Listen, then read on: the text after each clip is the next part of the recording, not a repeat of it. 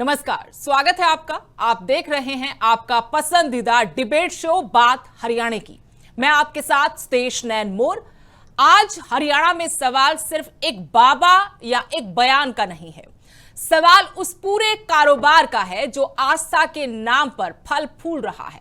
कभी चमत्कार के दावे, कभी भविष्य बताने का दावा और अब पर्ची निकालने के नाम पर लोगों की किस्मत, बीमारी, नौकरी, शादी और परेशानियों का समाधान बेचने का सिलसिला। क्या यह श्रद्धा है या अंधविश्वास का संगठित बाजार? जाट आरक्षण आंदोलन दंगों में आरोपी रहे धर्मेंद्र हुड्डा ने हांसी स्थित श्री बालाजी धाम के महंत दिनेश पुरी पर तीखा हमला बोलते हुए उन्हें खुला सांड कहा और सवाल पूछा, अगर इतनी सिद्धि है तो मनीषा के हत्यारे का नाम बताएं। सवाल यह है कि क्या हरियाणा में कुछ तथाकथित बाबाओं ने पर्ची और चमत्कार के नाम पर नया धंधा खड़ा कर दिया है?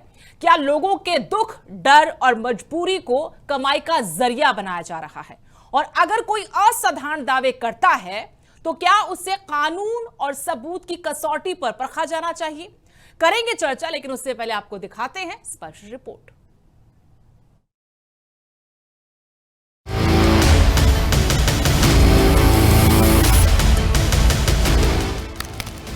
सोशल मीडिया पर अश्लील कंटेंट के बाद धर्मेंद्र हुड्डा ने अब हरियाणा में धार्मिक आस्था, पाखंड और दरबारों की फंडिंग को लेकर वीडियो जारी कर गंभीर सवाल उठाए हैं। जाट आरक्षण आंदोलन दंगों के आरोपी धर्मेंद्र हुड्डा और हांसी स्थित श्री बालाजी धाम के महंत दिनेश पुरी के बीच इसी बात को लेकर नया विवाद शुरू हो गया है। धर्मेंद्र हुड्डा ने एक नया वीडियो जारी कर हरियाणा में पनप रहे कथित पाखंडवाद को आतंकवाद करार दिया है। हुड्डा ने कहा, डिजिटल बाबा पाखंड की दुकान चला रहे हैं, इनमें इतना ही ज्ञान और भविष्य देखने की क्षमता है तो ये बताएं कि मनीषा हत्याकांड किसने करवाया था। राम राम भाइयों, ये वीडियो है जो डिजिटल ढोंगी हैं, जितने हमारे हरियाणा में लुंगाड़ी हो रहे हैं, लुंगाड़े हो रहे हैं। कल मैंने मनीषा हत्याकांड को लेकर चैलेंज दिया था। पूरे हरियाणा में जितनी लुंगाड़ी हैं, ऑनलाइन दरबार लगाए हैं, बूझा पाड़ा है, जितने लुंगाड़े हैं, ये पूरे दिन इनमें कोसी देवता आ गया, कोसी देवी आ गई, ये गरीब आदमी शोषण करने लग रहे हैं। तो चैलेंज दिया था मनीषा हत्याकांड पर, मेरे तो ऑनलाइन जुड़ के पूछा पाड़ो और बताओ उसका छोरी के साथ किसने गलत कराया था, किसने, कौन उसमें दोषी है। एक भी लुंगाड़े ना, इतनी लुंगाड़ी हैं जो थारे पितर देवता रूस रहे, इनके बारे में बताए जा, थारा नाश करने लग रहे, आप लग्जरी गाड़ी ले आंडा है। इन लुंगाड़े ना एक का भी जवाब नहीं आया, तो इनका पूरे हरियाणा तो जोड़ा पैक कराऊंगा थारा। या तो एक दिन और चैलेंज स्वीकार करो, 1 लाख रुपये नाम दूंगा। जितने भी लुंगाड़े ये ऑनलाइन पूछा पाड़े हैं, दरबार लगाए हैं, इनमें किसी में काली आ गई, किसी में कोसा देवता आ गया, किसी में और कोसा भगवान आ गया, इन साधु संत भी बदनाम कर दिया। साधु संत का मतलब होता है घर, मोह माया, घर परिवार, धन सब कुछ त्याग देना, वो है अगर साधु संत का। रियल लुंगाड़े लुंगाड़ी थारे हरियाणा का नाश करेंगे, इवन का इलाज मैं करूंगा। हांसी बालाजी धाम के महंत दिनेश पुरी इसके जवाब में कहते नजर आए कि अपराधों की जांच करना सरकार और सीबीआई का काम है, किसी बाबा का नहीं। सरकार हमने और आपने चुनी है। धर्मेंद्र हुड्डा जो सवाल उठा रहे हैं और जो आरोप लगा रहे हैं वो वाकई गंभीर है। सवाल है कि कदम कदम पर बन रहे डेरे आस्था के नाम पर कहीं गरीब भोले भाले लोगों के साथ छलावा कर धर्म को धंधा बनाने का नया तरीका तो नहीं है। Bureau report, living India news.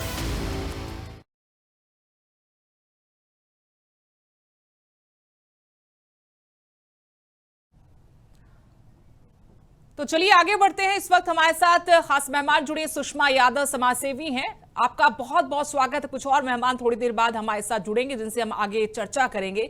Sushma Yadav ji, सबसे पहले मैं आपसे पूछना चाहती हूं, जो मुद्दा हरियाणा में उठा है कि पाखंडवाद के खिलाफ, बाबावाद के खिलाफ अब जरूरी है लोगों को सचेत किया जाए, जागरूक किया जाए। क्या वाकई में भोले भाले गरीब लोगों का आर्थिक शोषण किया जा रहा है आस्था के नाम पर, धर्म की आड़ में? देखिए मैम, इसमें आपने कहा भोले भाले लोग या गरीब लोग, आपकी जानकारी में बता दूं कि पैसे वाले बड़े बड़े लोग भी इनके जाल में फंसते जा रहे हैं। इनकी ये तो कहते हैं मोह माया त्याग दो, फिर इनके पास इतनी मोह माया कहाँ से आती है? इनके पास इतनी ज्यादा माया, हर तरफ आश्रम, हर तरफ इनका मतलब करोड़ों का जो वो लगता है ना, जो पंडाल, वो कहाँ से आता है? इसमें अमीर लोग भी उतने ही फंसे हुए हैं जितने गरीब हैं। चारों तरफ हरियाणा में आज के टाइम में सबसे ज्यादा पाखंडी बाबाओं का डेरा है। कुछ हैं जो धार्मिक सच्चे हैं, लेकिन एक तरह से वो भी उसी लिस्ट में आ जाते हैं कि पाखंडी, वो कहते हैं ना, कोयले की खान में हाथ सबके काले होने हैं। तो जो अच्छे लोग हैं वो भी इनके चक्कर में बेचारे, उनका नाम भी बदनाम हो रहा है, और पाखंड हमारे हरियाणा में सबसे ज्यादा है। सुषमा यादव जी, माफ कीजिए मैं आपको रोक रही हूं, हमारे साथ दूसरे मेहमान भी जुड़ गए, साध्वी देवा ठाकुर हमारे साथ जुड़ी हैं, पंडित दीप लाल जयपुरी भी हमारे साथ जुड़ गए हैं। आप दोनों का बहुत बहुत स्वागत, आएंगे आपके पास भी। सुषमा जी, अपनी बात को पूरा कीजिए। मैम देखिए, मैंने आपको बताया ना कि कुछ अच्छे लोग हैं, लेकिन आज के टाइम में उनको भी उसी गिनती में गिन दिया जाता है। जगह जगह पाखंड हो रहा है, आश्रम हो रहे हैं। आप ये देखो ना, औरतें घर का काम छोड़ के वहां कई कई दिन तक रहती हैं। घर बिगड़ रहा है, बिगड़ जाओ। बाबा उस स्पीच में कहते हैं कि अपने मोह माया को छोड़ दो, अपने घर पे ध्यान दो, या उस पे अपने बच्चों पे ध्यान दो। लेकिन अगर ये बात सच है तो वो औरतें फिर वहां क्या कर रही हैं, वो आदमी वहां क्या कर रहे हैं? फिर वहां पे आपने अभी कुछ दिन पहले भी, 1 साल पहले भी देखा था, दंगे हुए थे उस आश्रम में, उस धाम में लोगों को मारा गया था। पुलिस ने इतनी जबरदस्त चेकिंग में मतलब गोला बारूद भी बरामद किया था। तो एक आश्रम में इन चीजों की जरूरत कैसे है? कैसे मतलब इंसान समझना पड़ेगा सबको कि ये क्या चक्कर है। आप क्यों इन चीजों में फंसे हुए हो? आप एक गृहस्थ जीवन का मेन उद्देश्य होता है अपने घर पे ध्यान देना, फिर आप इन चीजों में क्यों फंसते जा रहे हो? आप पढ़े लिखे लोग भी उन जो बाबा है, जो पाखंडी है, मैं ये कहूंगी, क्योंकि अच्छाई और बुराई दोनों तरफ है। जो पाखंडी हैं, आप उनमें इतना ज्यादा प्रचार क्यों? और जो सच्चे होते हैं ना, उनका प्रचार नहीं हो पाता। ये उनको मेंटेलिटी है चाहिए ना नहीं प्रचार, वो तो लोग दुनिया से भागते हैं, सन्यास का मतलब यही है। चलिए आएंगे आपके पास। साध्वी देवा ठाकुर जी, हम आपसे जानना चाहते हैं, जिस तरीके से एक डिमांड उठी है, एक आरोप भी लगा है कि पाखंडवाद बहुत बढ़ता जा रहा है, आप इस मुद्दे पर खुलकर बोलती हैं, आपका विरोध भी होता है, लेकिन हम जानना चाहते हैं कि डिजिटल जो ढोंग बढ़ गया है उसको आतंकवाद कहना लाजमी है? ठीक लगा आपको? और इसका फिर इलाज क्या है? कैसे इससे निपटारा पाया जाए? जो लोग धर्म की आड़ में अपना करोड़ों का कारोबार चला रहे हैं, उनको कैसे ठीक किया जाए, कैसे सुधारा जाए सिस्टम को? सबसे पहले सुदेश जी, मैं प्रणाम करूं जितने भी लोग जुड़े। पर मुझे आप ये बताइए कि बाबा कौन और ढोंगी कौन, पाखंडी कौन, साधु कौन, सन्यासी कौन, या पाखंडवाद फैलाने वाला कौन? सुषमा जी ने अभी कहा कि बाबा पाखंडी नहीं है, पाखंडी है। और पाखंड इतना बड़ा इस समय है, मैंने पहले भी आपके चैनल पे बोल के गई थी कि हरियाणा के अंदर बाबावाद, जिसको हम ये कहेंगे कि एक विधानसभा में एक बिल पास होना चाहिए कि बाबा कौन और पाखंडी कौन। आप देखिए ना, कोई दायरा ही नहीं है। आप मठ में बैठे हो क्या? आपका मठ है क्या? वो मठ आपको कैसे हासिल हुआ है? आपको बाबा किसने बनाया? आप बाबा बने कैसे? और बाबा बन के कर क्या रहे? औरतों के नाम पर, पाखंडियों के नाम पर आप देखिए कि पर्ची के नाम पर किस तरह से लाखों करोड़ों की कमाई के बाद वो मंत्री आपके, सीएम आपका, मुख्यमंत्री जिसको आप कहती हैं, आपकी सारी सरकार तो वहां दंडवत है। चाहे रामपाल की बात करो और चाहे हाँसी वाले बाबा की करो, तो आम जनता का क्या कसूर है? जनता तो नेताओं से प्रभावित होकर जाती है उनके पास। और आज वही बाबा ये कहते हैं हुड्डा पुड्डा शुड्डा। तो आप हुड्डा खाप को और सभी खापों को समर्थन दे के जाट समाज का हाँसी वाले के यहाँ डेरा डालकर उससे माफी मंगवानी चाहिए, तब तो पता चले। दूसरे बाबा जी, रामपाल जी महाराज, आप ये देखिए, वो कहते हैं कि राम भी नहीं है, भगवान भी नहीं है, कोई नहीं है। वो खुद गोडे तक के, घुटने तक के लोगों से आज मालिश करवा रहा था लिफ्ट में बैठ के, ये भगवान है? अब भगवान था तो वहां प्रोटेस्ट में दिल्ली जब इतने हंगामे हो रहे थे, तो वहां पर इसको कुछ जादू टोना कुछ कर देना चाहिए था, या आशीर्वाद ऐसे दे देना चाहिए था। या हरियाणा में पैसे देने वाले लोग ही बड़े भगवान है क्या? या जो गरीब है वो साधु नहीं है क्या? तो ये कौन तय करेगा? दूसरी बात, धर्मेंद्र हुड्डा ने जो मुहिम छेड़ी, मैं बहुत सारी शुभकामनाएं देना चाहती हूँ। हरियाणा के तमाम गांव से, शहरों से लोकसभा विधानसभा से लोगों को उठ के पाखंडवाद के खिलाफ खड़ा होना चाहिए। लेकिन साध्वी देवा ठाकुर जी, खड़ा कौन होगा? इक्का दुक्का लोग आप जैसे या धर्मेंद्र हुड्डा जैसे कुछ और भी ऐसे हैं जो इस पाखंडवाद के खिलाफ खुलकर बोल रहे हैं। लेकिन जैसा आपने भी कहा कि बड़े बड़े लोग, सत्तासीन लोग दंडवत प्रणाम कर रहे हैं। वो कह रहे कि मैंने विधायक बना दी। संत रामपाल का ही आप जिक्र करी थी, मैं भी उनका जिक्र कर देती हूँ। हाल फिलहाल वही सुर्खियों में रहते हैं। अगर इतने पावरफुल लोग हैं, कौन उनके खिलाफ लड़ाई लड़ेगा? आप जैसे निडर पत्रकार, एंकर बोलने की हिम्मत कर पाते हैं, वहां पर जो आम सोशल मीडिया पर यूट्यूबर है ना, वो 10-10 हजार, 15-15 हजार, 20-20 हजार में पंडित पत्रा देखने वालों की, पूछा देने वालों की, गर्दन हिलाने वालों की, पर्ची बनाने वालों की, पाखंड फैलाने वालों की, ऐसे रेपिस्टों की ऐसी महिमा मंडन कर रहे हैं। उसकी वजह से हरियाणा का तहस नहस हो रहा है। इनके ऊपर, ऐसे यूट्यूबरों के ऊपर भी उतने ही केस दर्ज करने अभी चाहिए जब साध्वी जी, अभी इस डिबेट की जब रील बनेगी तो कमेंट जरा पढ़िएगा। उनके जो तथाकथित भक्त हैं, उनके नीचे कैसे कैसे कमेंट्स आते हैं। मैं वो मकड़ जाल लोगों तक इसके जरिए बताना चाहती हूँ कि कैसे एक सिस्टम पूरा सेट किया होता है कि आपके खिलाफ डिजिटल अब्यूज शुरू हो जाता है। चलिए, पंडित दीप लाल जयपुरी हमारे साथ, उनको भी जोड़ते हैं। पंडित जी, आपका क्या कहना है? बीमारी का, नौकरी का, पता नहीं क्या क्या चीजें बताकर, डराकर, दिखाकर, लालच देकर पर्चियां निकालते हैं। ये पर्ची पाखंडवाद कहां लेकर जाएगा हिंदू धर्म को? देखिए, काफी हद तक तो ये बात सच है कि पाखंडवाद बहुत ज्यादा बढ़ गया है। इसमें हम जैसे जो छोटी मछलियां हैं उनका नाम भी बदनाम हो रहा है। जैसे वही बहन जी बता रहे थे कि पतरा देखने वाले रेपिस्ट वगैरह जो अभी बता रहे थे, तो हमारा नाम भी उनमें जोड़ा जा रहा है, जबकि हम ऐसे नहीं हैं। कहने का अर्थ है कि कांड तो कोई बड़े बड़े करते हैं, लेकिन उसमें आम आदमी जो ब्राह्मण हैं, हम जोशी हैं, पंडित हैं, पुजारी हैं, अब जो अयोध्या में कांड हुए और भी कांड हो रहे हैं, उसमें हमारा नाम भी मतलब कि इसमें बदनाम होता है, क्योंकि हम भी धर्म की लाइन से जुड़े हुए हैं, ज्योतिषी की लाइन से जुड़े हुए हैं। तो इसमें हमारे रोजगार को बहुत बड़ी हानि होती है और हमारा ब्राह्मण समाज भी बदनाम होता है। तो आम सोशल मीडिया पे भी औरतें पतरा देख रही हैं, उनकी जाति थोड़ी निर्धारित हो रही है उसमें। पंडित तो हमारे लिए रोजगार से जब जोड़ लिया, यही तो बात है। आपका छोटा रोजगार है, उनका हम कारोबार कह रहे हैं। पंडित जी, बात तो वही है ना। आपका छोटा रोजगार आप करके हमारा रोजगार खराब हो रहा है, वहां पर उनका कारोबार खराब हो जाएगा। आप समझिए, ये आप छोटे रह गए, ये इसका आपको मनी मन में टीस भी होगी इस बात की। लेकिन यहीं से पाखंड शुरू होता है कि आस्था की जगह अब व्यापार और धंधा हो गया है। अब ये अभी बात आपके सामने भी आई है कि आस्था तो कहीं रही ही नहीं, उसको व्यापार बना लिया गया है। और उस व्यापार में तो कुछ मीडिया चैनलों ने रहने नहीं दी मैडम, उनको दिखा दिखा कर बड़े उद्योगपति, बड़े व्यापारी, बड़े नेताओं को जोड़ दिया, जिनकी ब्लैक मनी वाइट करते हैं ऐसे बाबा। लेकिन साध्वी देवा ठाकुर जी, सवाल तो वही है फिर कि इसमें क्या ये मुहिम आगे लेकर जानी चाहिए? कौन लोग इसमें शामिल होंगे? कैसे इस ढोंग पर लगाम लगाई जाएगी? क्योंकि सरकार का भी उतना इन्वॉल्वमेंट इसमें होना चाहिए। जब कोई विधायक, मंत्री ऐसे तथाकथित बाबाओं के चरणों में वंदन करते हैं, उसको वायरल करवाया जाता है, तो भोले भाले लोग, जो आम लोग हैं, जब कहते कितना प्रभावशाली आदमी, कोई वजह होगी तभी तो जा रहा होगा ना, उसको दैव्य शक्ति का रूप दे दिया जाता है। दिग्विजय चौटाला जी ने जाके दंडवत हुए।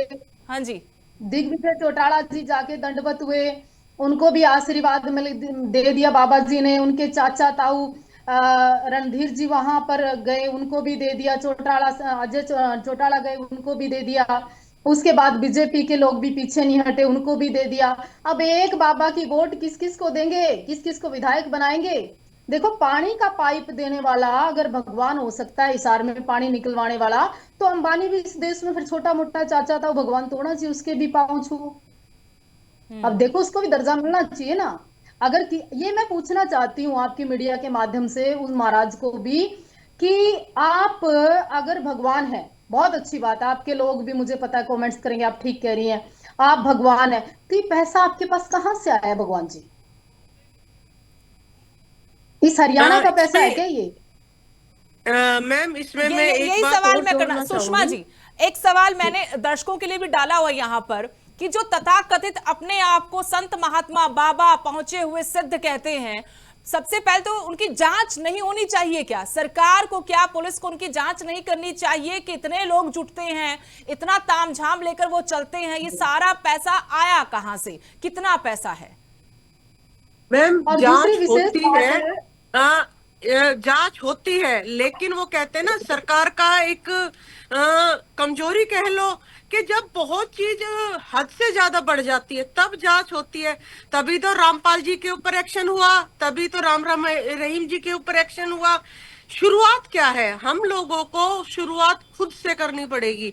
अभी शादवी जी ने बोला कि वहाँ नेता मंत्री सब जाते हैं, कारण क्या है? क्योंकि आप वहां पे आम जनता जमीन की जा स्तर रही है, पर वो उस कारण जाते हैं। लेकिन अगर आम जनता ही ये सोच ले कि ये पाखंड है, सिवाय भगवान के और कोई भी आस्था के लायक नहीं है, जो ये बाबा साधु संत ये आस्था के लायक नहीं है, सिर्फ भगवान आप गलत हमारे कह रही भगवान हैं, है, आप राम जी बात है, ही कृष्ण गलत कह जी रही है। हैं। ये इस जिस देश के अंदर, दिन हरियाणा के आम अंदर पब्लिक साधु वहां संतों जाना का, छोड़ मठों का देगी, बहुत नेता महत्व है, अपने आप जाना पंडितों छोड़ का देगा। बहुत महत्व है, शास्त्रियों का धर्मेंद्र भाई वही बहुत हम है, कहते महत्व है। हैं, आप साध्वी गलत जी, कह रही हैं। साध्वी जी, हम यही तो कह रहे हैं कि हमारी तो परंपरा है साधु आप संतों की, गलत कह रही हैं, आध्यात्म साधु की, संतों को लेकिन मैं बात यह है वही कि उन्हीं मैं- साधु संतों की मैं वही बात पंडित कह रही पूजनीय हूँ। एक-एक है, करके संत बोलेंगे। पूजनीय है, साधु पूजनीय है, साध्वी साध्वी जी, एक पूजनीय मिनट, है। आज एक एक अगर करके अकेले- बोलेंगे, तब सुषमा जी ऐसे ऐसे फिर आवाज नहीं जाएगी दर्शकों तक। मैं साध्वी मैं देवा आपको ठाकुर बता जी रही हूँ आपसे कि पूछ आज रही अगर हूँ साधु अकेले संत धर्मेंद्र पाखंडी कि जब नहीं पर्चियां होते, निकाली पाखंडी जाती होते हैं, जब अपने पर्चियां शहर निकाली में जाती 20 है तब 30 साइंस को भी हम छोड़ के- चैलेंज करते हैं, और जब हम दावा करते हैं कि हम ये ठीक कर देंगे, हम जेल में बैठे हुए अपनी लीलाएं कर रहे थे, तो हाँ, उसे कानून को भी लीलाएं ठेंगा करवा दिखाया जाता कौन है। रहा अब है कोई ना, तो वो कसौटी देखिए। हो। हाँ जी, मैं आप वो ही कहना चाह रही हूँ, रामपाल जी को आज छोड़िए, अकेले धर्मेंद्र सुषमा जी, हुड्डा ने साध्वी आवाज जी जवाब उठाई दे है। रही है। एक बार साध्वी जी सवाल, हाँ, उनको सुनते हैं। हाँ, बोलिए आप मेरी बात सुनिए। जी। यहाँ पर हमारे गुरुकुल भी हैं, यहाँ हमारे भगवाधारी भी हैं, हमारे यहाँ नाथ संप्रदाय के लोग भी हैं, हमारे यहाँ ज्योतिष और पंडित भी हैं, हमारे यहाँ शास्त्री भी है, हमारे यहाँ गुरुकुल भी है, हमारे यहाँ वेद पाठी भी है, हमारे यहाँ विद्या भी है, हमारे यहाँ धर्म भी है, संस्कृति भी है, यहाँ गौ और गंगा भी है, तालाब भी है, पूजन भी है, सब चीजें हैं। लेकिन पाखंडी पता कौन है? ना जो भगवा पहनते और ना ही संत पूजन में जो हमारे विधि शास्त्र की वेदों की बात करते, उनको पाखंडी कह सकते हैं आप। उनको पाखंडी कहिए जो औरतें 2-2 किलो मेकअप करके, नकली जटाएं लगाकर, सर घुमा घुमा कर और आम आदमी से इतना पैसा ठगती हैं। गांव गांव चौकी लग रही है, जो मंदिर Very नहीं है good, जिनके very पास, good. मठ भी बिल्कुल नहीं सही है, बोला अपने मैडम ही जी, घरों में इन्होंने। दुकान खोली हुई है जिन्होंने, वो है पाखंडी। हाँ, लेकिन पंडित जी, एस्ट्रोलॉजर भी इसमें आएंगे फिर तो। ये तो आजकल सच बात है कि डिजिटल भी बहुत सारी दुकानें खुल गई, किसी की दुकान है, किसी का शोरूम, किसी का और बड़ा बिजनेस है, लेकिन ये कहीं तो जाकर रुके ना। ये परंपरा के नाम पर क्या खेल हो रहा है? सरकार को देखना चाहिए कि हिंदू धर्म की बदनामी हो रही है। सरकार को देखना चाहिए कि कोई प्रतिबंध लगाए। आप लेकिन सिख धर्म में सरकार तो देखिए, वोट पर्सनल बैंक को लोग देखती हैं। ना साध्वी जी, वो तो हाँ। वोट बैंक को अरे देखती है, वोट उनको बैंक तो पता है कि पंजाब इनके में भी पीछे है। कितना वोट बैंक है। अरे अगर इलेक्शन से मेरी बात एक रात सुनिए, पहले सुदेश बहन वो जी, फरमान जारी कर दे कि पंजाब के फला अंदर उम्मीदवार को वोट देना है, सिख तो हार धर्म जीत के तय हो अंदर, जाती है। इस्लाम धर्म के अंदर जाइए ना आप, एक पर्सनल लॉ है कि सिख धर्म की कोई बेअदबी नहीं कर सकता, मुकदमा दर्ज हो जाएगा, तलवारें निकल जाएगी, गर्दन काट देंगे। और हिंदू धर्म के देवी देवता पीपल के नीचे बिठा रखे हैं मूर्तियां, पानी के अंदर मूर्तियां दे के आ जाते हैं। जिसका दिल करता हो जीभ निकाल कर काली माता बन जाता। क्यों पर्चे दर्ज नहीं होते? क्यों बेअदबी के मुकदमे नहीं होते? क्यों 395 नहीं लगती इनके ऊपर? क्यों सरकार कोई कानून नहीं बनाती? पाखंडवाद के खिलाफ भी कानून बनाना चाहिए, जब खत्म हो सकता है। पंडित जी, मैंने आपसे सवाल किया था, जो दुकानें डिजिटली भी बहुत ज्यादा फल फूल रहा है ये कारोबार, ऐसा होता है, देखो मैडम बहन जी, 5 उंगलियां बराबर नहीं होती। हम एक छोटे से यही तो शहर में के लोग नागरिक हैं, हैं। हमारा सुनने से संबंध रखता हूं मैं, मेरी बात काटिएगा नहीं, सुनिए। अभी तक मैं चुप ही था, और आज भी मेरी फीस 100 रुपया 50 रुपये है, ज्यादा नहीं है। श्रद्धा की भी है, कोई जैसे चढ़ा देता है। तो मैं आपसे पहले ही बोल रहा हूँ कि 5 उंगलियां बराबर नहीं, मैं एक ज्योतिषी हूँ छोटा सा। लेकिन जब हम बड़े शहरों को देखते हैं, वायरल होती है जो फेसबुक पे जो रीलें चलती हैं, उनकी कंसोलेशन जो फीस होती है बहुत बड़ी बड़ी होती है, जो कि हमारी और आम आदमी की जेब से बाहर होती है। और कोई कोई ज्योतिषी तो इतने मेकअप करके लेडीज आती हैं जो कि नॉन ब्राह्मण होती हैं, तो बड़ा ही अजीब सा लगता है। इसमें क्या होता है, हमारी लाइन खराब होती है, हमारी लाइन बदनाम होती है। और कभी कभी तो इतनी ओवर वो वर्डिंग और ओवर भविष्यवाणियां कर देते हैं डराने वाली, जिससे पब्लिक बहुत डर जाती है, और जबकि वो सत्य नहीं होती। इलेक्शनों के बारे में भी पीछे हुआ था जो झूठ साबित हुई थी, जबकि हुआ कुछ और ही था। ऐसे हो जाएगा, इतने साल में ये खराब हो जाएगा, प्रलय आ जाएगी, बाढ़ आ जाएगी, तो इससे आम आदमी जो है डर जाता है। तो इसको पाखंडवादी बोलते हैं, जो बहन जी पीछे पहले बोल रहे थे। तो मैं उनकी बात से सहमत हूँ। नई नई जो शोभा यात्राएं निकलती हैं, भगवान नाचते हैं सड़कों पे, हैं जी, और जो नए मेकअप बहुत करते हैं ज्योतिषी का रूप लेकर के, और ऐसे ऐसी भविष्यवाणी करते हैं, पंडित जो जी, आम मुझे ऐसा आदमी लगता डर है कि जाता पता है। नहीं क्यों आपको इस बात का दर्द है कि जो आजकल सोशल मीडिया पे अपने चैनल खोलकर जो ज्योतिष का पाठ पढ़ाती हैं या फिर भविष्यवाणियां करती हैं, उनसे आप जैसे छोटे ज्योतिषियों को काफी नुकसान हो रहा है। हम यही तो मुद्दा उठा रहे कि पैसे से हर चीज को जोड़ दिया है। जो हमारी परंपराएं थी उनको सबको पैसे से जोड़ दिया गया है, और जहां पैसा है, ताकत है तो लोग हैं, और लोग हैं तो फिर राजनेताओं का भी संरक्षण उनको बहुत आसानी से मिल जाता है। हर जगह मैडम, हर जगह ऐसा नहीं होता।